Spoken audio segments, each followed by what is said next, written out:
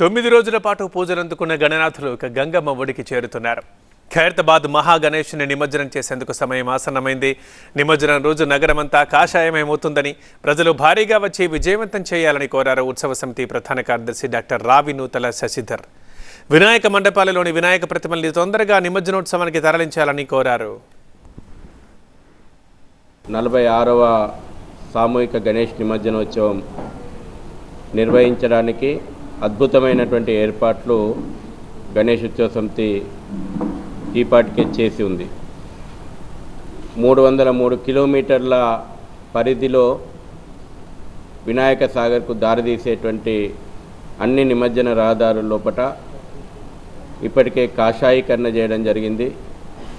160 టీంలను ఏర్పాటు చేసి ప్రభుత్వ విభాగాలతోటి సమన్వయం చేసుకుంటూ 160 గణేష్ యాక్షన్ టీంలను ఏర్పాట్లు చేసి నిమజ్జనోత్సవ ఏర్పాట్లను పరిశీలించడం జరుగుతుంది.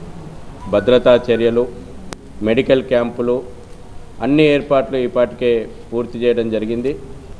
మన యొక్క భాగ్యనగరంలో ఈ యొక్క సామూహిక నిమజ్జనం ద్వారా మనం చూపెట్టేటువంటి ప్రేరణ, ఈ సంఘీభావము, ఈ ఐక్యత రాబోయే తరాలకు ప్రేరణగా నిలవాల్సింది.